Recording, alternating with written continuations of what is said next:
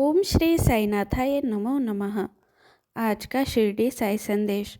मेरे बच्चे, तुम्हें शांति तभी मिलेगी जब तुम अंदर से शांत हो जाओगे।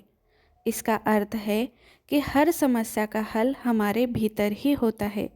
खुद को जानो और जानो कि असली सुख केवल भीतर में ही छुपा हुआ है।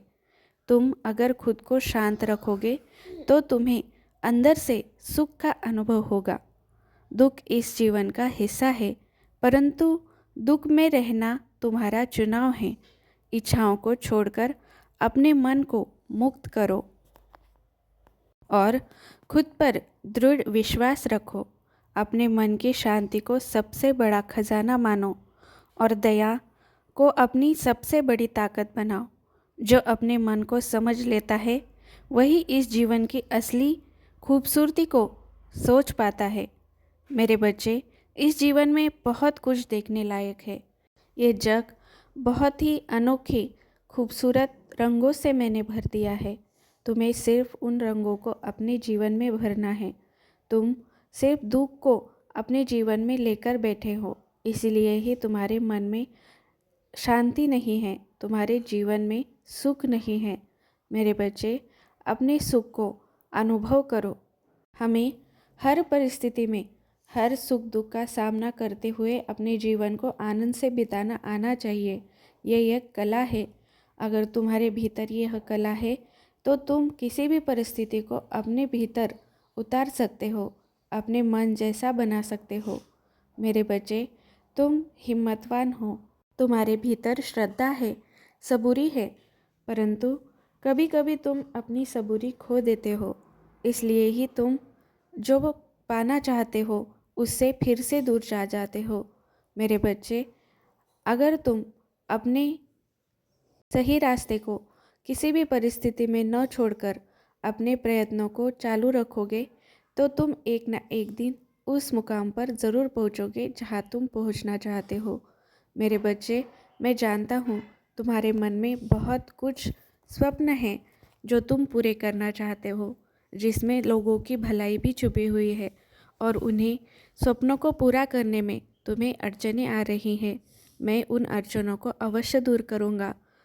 तुम्हारी भक्ति में दृढ़ता होनी चाहिए, तुम्हारे अंदर सबूरी होनी चाहिए। जो दुख है उन्हें तुम्हें अपने जीवन में सहजता से पार करना आना होगा। मेरे बच्चे, मैं जानता हूँ तुम्हारे घर के लोग तुम्हें कभी कभी दुख पहुँचाते हैं, उनके बातों का तुम्हें दुख होता है, परंतु अपने लोगों का दुख नहीं मानते, उनसे प्रेम करते हैं।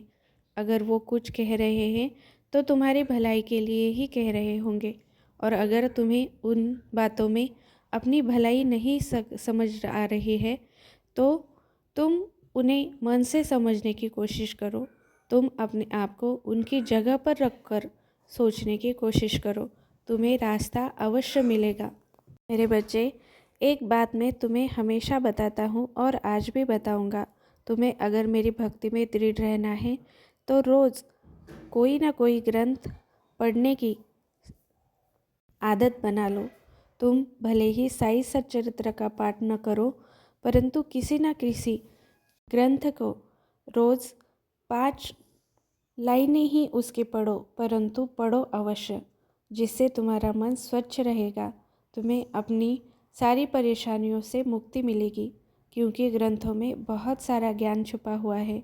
मैं अपने बच्चों को ग्रंथों द्वारा बहुत कुछ देना चाहता हूँ, परंतु मेरे बच्चों के पास वक्त ही नहीं है उन्हें पढ़ने के लिए। इसलिए मेरे बच्चे, अगर तुमसे कुछ नहीं होता तो तुम रोज़ 11 वचनों का पाठ करो।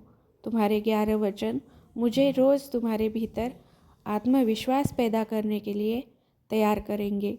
मैं हमेशा अपना कर्तव्य निभाता रहूँगा, तुम्हें सही मार्ग दिखाता रहूँगा।